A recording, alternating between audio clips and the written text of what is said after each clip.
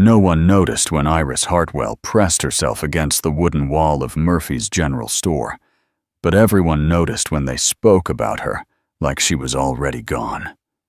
The cold Montana wind of 1867 cut through her thin dress and into her bones. But the wind was not the worst part. The voices inside the store hurt far more than the cold ever could. Sharp whispers floated through the dusty air and slipped through the open doorway. Each word landed on Iris like a stone. Henderson's voice rose above the others.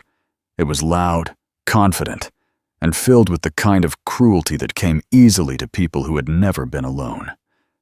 She said that girl brought nothing but trouble wherever she went. Iris closed her eyes. At 16 years old, she had already learned how to make herself smaller. She had spent most of her life trying to disappear so people would forget she was there. She had no family, no money, no protection, only a name written on a small scrap of paper that had once been pinned to the blanket wrapped around her tiny body when she had been left on the church steps. Please take care of Iris. No one truly had. Another woman inside the store spoke up. She said Iris had been fired from the Miller farm after a silver spoon went missing. The accusation still clung to her like mud. Iris's hands trembled where they rested against the rough wall. Not from guilt, from anger she had long ago learned never to show. The spoon had been found days later, exactly where she had said it would be. But no one apologized to girls like Iris. Once a story stuck to someone like her, it never let go. Mrs. Henderson continued speaking loudly, saying Iris would soon end up sleeping in the street. She said she could not imagine who would ever be foolish enough to trust that girl. The bell above the store door rang suddenly. The sound cut through the gossip like a knife. Heavy boots stepped onto the wooden floor inside the store. Iris opened her eyes. The man who walked in carried silence with him. Jacob Whitmore was tall and broad-shouldered. His movements were steady and calm, in a way that made the room feel smaller. His brown leather coat was worn, but well cared for. His face carried deep lines that did not belong to age alone. They were the marks of grief. Everyone in town knew his story. His wife had died 2 winters earlier. Since then, Jacob came to town only once each month. He bought his supplies, spoke only when necessary, and then returned to his ranch in the valley beyond Copper Creek. He lived alone now. Inside the store, he quietly gathered flour, coffee, and sugar. His hands moved slowly and carefully, as if he had spent years learning how easily things in life could break. When he reached for a heavy sack on the high shelf, his eyes lifted. They met Iris's. She expected him to look away the same way everyone else always did. But he didn't. There was no disgust in his eyes. There was no pity either. Only something quiet and understanding, like he recognized the feeling of being alone in a place where no one wanted you. Mrs. Henderson noticed the moment as well. She scoffed loudly and warned him not to let that girl fool him. She said Iris was trouble and always would be. Jacob's jaw tightened slightly, but he said nothing. He simply paid for his supplies and lifted the bags into his arms. Then he turned toward Iris. The entire store went silent. Jacob spoke calmly and called her Miss. His voice was low but steady. He asked if he might speak with her outside. Iris felt her heart begin to pound so loudly she feared everyone could hear it. She hesitated before quietly asking if he truly meant her. She even pointed to her own chest. Jacob nodded once, yes. There was a hint of kindness in his eyes that she had never seen directed toward her before. Iris pushed herself away from the wall and stepped forward on unsteady legs. She could feel the stairs burning into her back as she walked past the store door and into the cold. Outside, the air felt cleaner, freer. Jacob set his supplies in the wagon, and then turned to face her. He spoke plainly. He said he had heard she was looking for work. Iris nodded quickly. Everyone in town knew she was desperate. She told him yes. She needed work badly. Jacob looked toward the distant mountains, where the tops were already dusted with early snow. Then he said he needed help on his ranch. The work would be honest and difficult, but he could offer a room, food, and fair pay. He also said he would ask no questions about her past. The words did not make sense to Iris at first. Men did not offer things like that to girls like her. She asked why. Her voice was small and unsure. Jacob looked back at the mountains again before answering. He said everyone deserved a chance, and it seemed she had not yet had hers. The wagon ride away from Copper Creek felt unreal to Iris. The town slowly disappeared behind them as the road opened into a wide valley that made her breath catch. Golden grass stretched across the land, like waves moving in slow motion. Tall mountains stood around the valley like quiet guardians. Jacob did not speak much during the ride, but when he did, his voice was gentle. He pointed out hawks circling high above the hills. He showed her deer tracks along the edge of the road and clouds forming over the peaks that meant weather would arrive soon. He told her he and his wife had built the ranch 8 years earlier. His wife had loved this valley. Iris could hear the love still living in his voice. It made her wonder what it must feel like to be cherished that way. The ranch appeared around a bend in the road. The house stood strong and warm against the wide sky. Smoke curled softly from the chimney. Behind the house stood a barn, a corral, and a small cabin tucked near a group of trees. Jacob stopped the wagon and pointed toward the cabin. He told her that place would be hers. Inside she would find a bed, a small stove, a table, and a water pump just outside the door. It would be her own space. Iris stepped inside slowly. The cabin was small but clean. A thick quilt lay folded neatly on the bed. On the windowsill rested a single purple wildflower in a small glass jar. Jacob stood quietly in the doorway. He explained that his wife had loved flowers. He thought Iris might like them too. Tears burned in Iris's eyes, but she forced them back down. Kindness felt unfamiliar and almost frightening. That evening, Jacob returned with supper, a bowl of warm stew, fresh bread, a glass of milk. He said the first day could feel overwhelming. After he left, Iris sat beside the window while she ate. Outside, the sky slowly filled with stars brighter than any she had ever seen. Her stomach felt full, but something else inside her felt full too. Hope. For the first time in her life, someone had chosen her. And as the mountains stood silent outside the cabin window, Iris felt something shift deep inside her heart. Maybe this place could be different. Maybe she could be different. She did not yet know how difficult the road ahead would become, but she knew one thing with certainty. For the first time in her life, she was no longer invisible. The rooster's crow split the darkness like a gunshot, and Iris Hartwell sat straight up in bed, with her heart racing. For a moment, she did not know where she was. Then the small cabin came back to her. The wooden walls, the quilt on the bed, the quiet valley outside the window. Pale morning light barely touched the sky. The mountains were only dark shapes against the horizon. Cold air slipped through the room, reminding her that ranch life did not wait for comfort. Iris quickly pulled on the sturdy clothes Jacob had left for her. The trousers still felt strange after years of wearing worn dresses, but they were warm and strong, meant for work. When she stepped outside, her breath rose into the air in white clouds.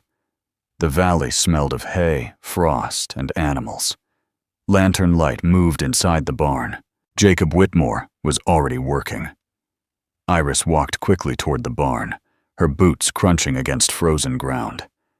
When she stepped inside, warmth and the quiet sounds of animals wrapped around her. Horses shifted inside their stalls. One of them snorted softly. Jacob moved between them with calm confidence. The lantern in his hand swung gently as he worked. He noticed her, but did not stop. He simply told her to grab a bucket because they would start with feed. There was no hesitation in his voice, no doubt that she belonged there. The work was harder than anything Iris had ever done. She carried heavy buckets of grain. She shoveled hay. She hauled water that splashed against her legs in the freezing air. Her hands ached. Her arms burned. Her back protested every movement. But Jacob showed her everything slowly and patiently. He explained cattle the way some people explained books. He said animals would always tell you what they needed if you paid attention. You just had to listen. Iris listened with everything she had. By midday, her muscles trembled with exhaustion. They sat beneath a tall cottonwood tree while the horses grazed nearby. Jacob handed her a tin cup of water. He watched the animals for a long moment before speaking. He told her she moved calmly around them, that animals trusted calm people. The words surprised her. No one had ever spoken about her that way before. She carried those words with her long after the sun went down that evening. Days slowly turned into weeks. Then, weeks became months. Winter arrived early in the valley. Snow covered the hills like a thick blanket. The wind carried a deep silence that seemed to settle over everything. Iris learned quickly. She learned to read the sky and know when storms were coming. She learned how to mend broken fence posts and repair leather straps. She learned how to guide cattle across frozen ground without spooking them. Her hands grew rough and strong. But the biggest change was not in her body. It was inside her heart. On the ranch, she was not a burden. She was not a rumor whispered in dark corners. She mattered. When Jacob and Iris rode into Copper Creek for supplies, the old feeling returned the moment the town came into view. Eyes followed them. Whispers floated through the streets. Miss Henderson stood near the entrance of Murphy's store once again. Her sharp eyes landed on Iris immediately. She spoke loudly enough for everyone nearby to hear. She said something about the rancher and his little arrangement. Iris kept her chin lifted as she tied Belle to the hitching post. But her stomach twisted with the familiar feeling of shame. Inside the store, the voices continued. People spoke quietly, but not quietly enough. They talked about what was proper and what was not. They said nothing good could come from a young girl living alone on a ranch with a widower. Jacob said nothing while he gathered supplies. But Iris noticed the tight line in his jaw. On the ride home, she finally spoke. Her voice was careful and soft.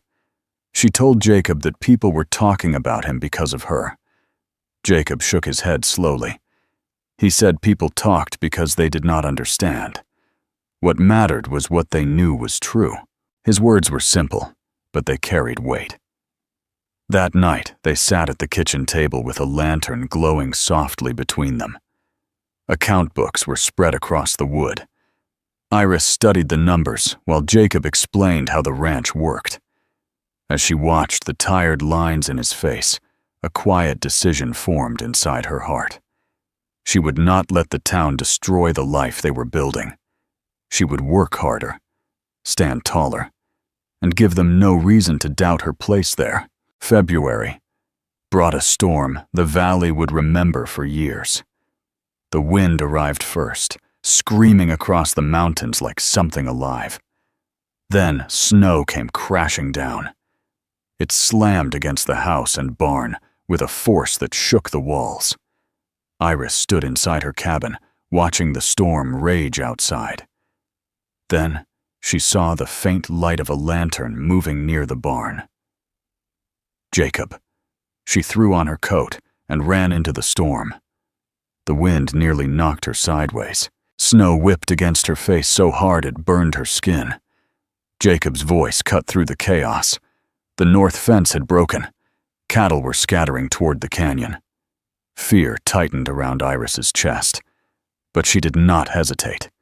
She shouted that she would take Belle and head east while he followed the northern herd. Jacob immediately shook his head. It was too dangerous. But Iris looked toward the dark hills where the cattle were running. If they waited, the animals would die. For a long moment they stared at each other through the roaring storm. Snow swirled around them like white smoke. Finally, Jacob nodded. The night became a blur of wind and snow. Iris pushed Belle forward through the storm. The horse fought the wind but kept moving. She found small groups of cattle huddled together in fear. Using her voice and the steady strength of the horse beneath her, she guided them slowly back toward the ranch. Hours passed. Her hands were numb. Her face burned from the cold.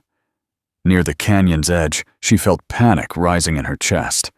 The wind howled so loudly she could barely hear herself breathe. The dark drop of the canyon opened before them, like a mouth waiting to swallow the herd.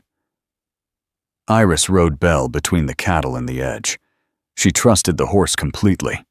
She spoke softly to the animals, her voice shaking but steady enough to guide them. Slowly the herd turned. Slowly they moved away from the canyon. When the first gray light of dawn finally touched the sky, every animal stood safe within the ranch fences.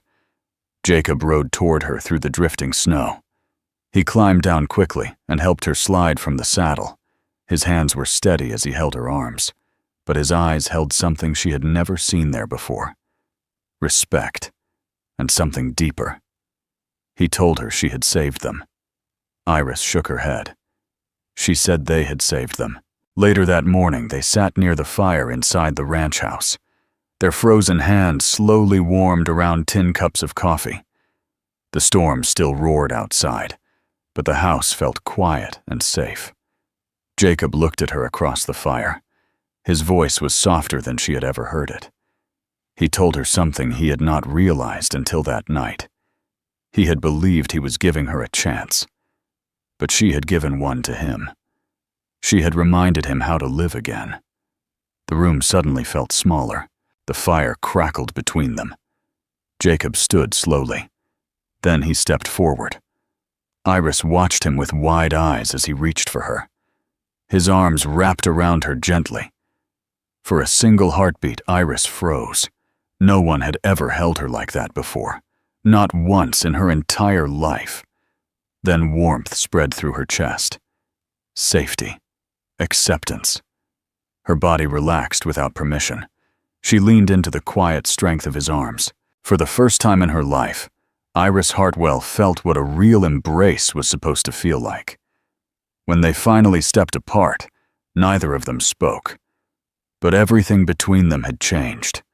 The storm outside slowly faded. Yet inside the small ranch house, something powerful had begun. That night, Iris lay awake in her cabin staring at the wooden ceiling. Her heart felt full, and frightened at the same time. She did not know what the future would bring, but she knew the road ahead would test them both, and the quiet valley that had given her a home was about to demand more courage than either of them expected. Spring came to the valley slowly, like the land itself was afraid to hope too soon. The heavy snow that had covered the hills for months began to melt. Thin streams of water ran down the slopes and across the fields. The frozen ground softened, and small patches of green grass pushed their way toward the sun. The air carried the fresh smell of earth waking up. Iris Hartwell felt the change inside herself, too. She moved across the ranch with confidence now. Her shoulders stood straight, and her voice carried strength instead of hesitation. The work beside Jacob Whitmore had become a rhythm that felt natural. They woke before the sun. They worked through long days. They shared quiet meals at night. The valley had slowly shaped them into something steady and strong. Neither of them spoke about the night of the storm. They did not need to. The way Jacob looked at Iris had changed. Warmth now lived in his eyes where distance once had been, and the way Iris stood beside him carried trust instead of fear. They worked side by side, building something neither of them had known they were missing. Then trouble arrived. It came riding in from the east on a bright morning when the sky was clear and the valley seemed peaceful. 3 riders appeared near the far edge of the ranch. Their horses were tall and well-fed. Their coats were clean and expensive, too fine for the rough Montana trails. Jacob noticed them first. He set down the tool in his hand and watched the riders approach. Iris felt an uneasy feeling settle deep in her stomach. The man in front stepped down from his horse with stiff confidence. His eyes were cold and calculating. He introduced himself as Martin Fitzgerald. His smile never reached his eyes. He explained that Catherine Whitmore had been his sister. The name struck the air like thunder. Jacob went completely still. Atherian had been Jacob's wife. The second man stepped forward.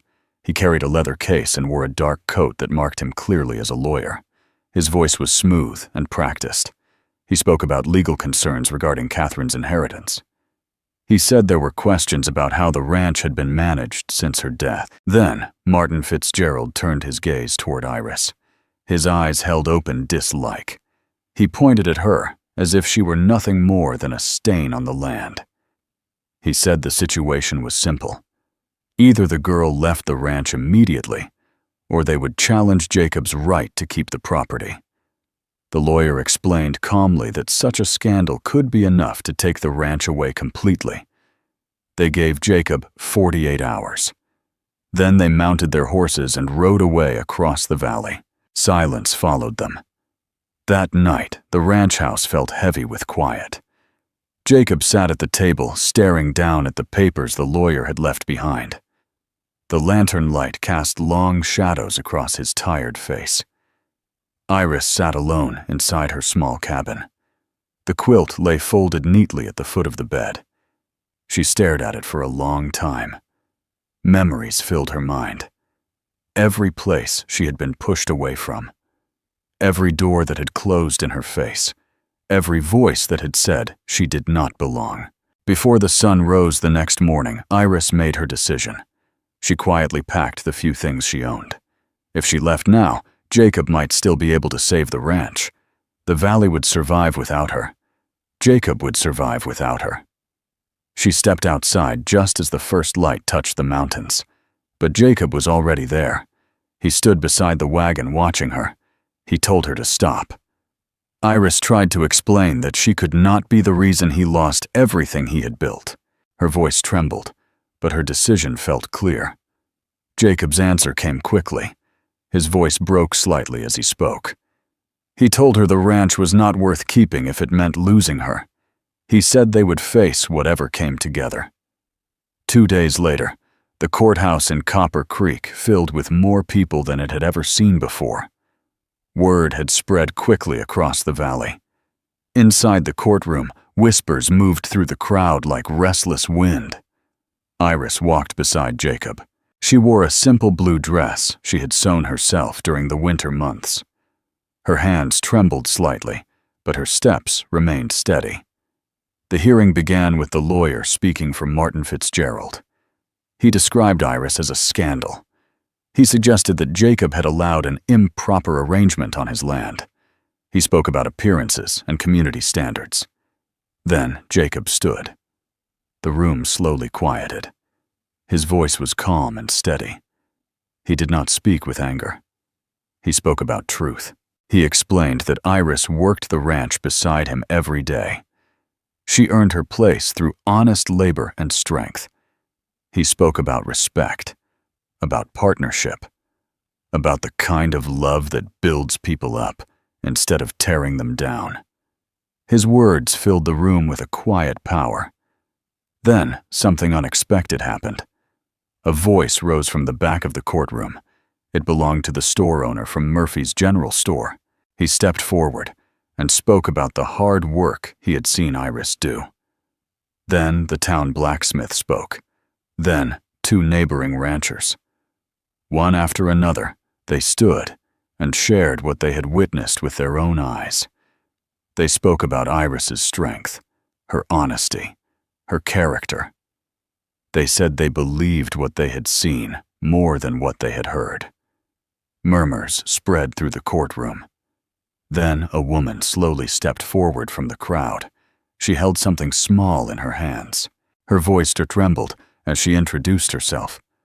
Her name was Beth Morrison. She said she was Iris Hartwell's sister. The room fell into complete silence. Iris stared at the woman in shock. Beth stepped closer and placed a small wooden horse into Iris's shaking hands. The moment Iris touched it, something deep inside her stirred. A memory. A song softly hummed long ago. A feeling of warmth and safety she had never fully remembered. Beth explained that years earlier, their struggling family had been forced to separate the children. Iris had been left at the church steps, in the desperate hope someone would give her a better life. Tears filled Iris's eyes as the truth finally unfolded. The judge listened carefully to every voice in the room. When he finally spoke, his decision was clear. Jacob Whitmore would keep his ranch. The accusations carried no weight, and the partnership between Jacob and Iris was recognized as honest and lawful. Outside the courthouse, the wide Montana sky stretched above them. Iris felt something inside her finally settle. For the first time in her life, she was not fighting to survive. She was choosing to live. She was choosing love. The wedding took place weeks later in the valley that had changed both of their lives. The ceremony was simple. Friends stood nearby. Mountains watched quietly from every side. The wind carried their promises across the tall grass. Iris stood tall beside Jacob, no longer hiding, no longer trying to disappear. Jacob held her hand with quiet pride. Years passed. The ranch slowly grew stronger. But something else grew even more important. Girls with nowhere else to go began arriving at the ranch. Girls who had been abandoned. Girls who had been blamed for things they had not done. They found work there. They found shelter. They found dignity. Second chances took root across the valley like wildflowers. Laughter slowly returned to the land. One quiet evening, many years later, Iris stood on the porch beside Jacob as the sun dipped behind the mountains. His arm rested gently around her shoulders. The golden light stretched across the valley they had built together. Long ago, she had pressed herself against walls, trying to disappear from the world. Now she stood in her own valley, seen, chosen, loved. Iris Hartwell had once believed love meant being rescued, but she had learned something far deeper. Love was not about being saved. Love was about being seen. And in the quiet strength of a widower's embrace, Iris Hartwell had finally learned what it truly meant to belong.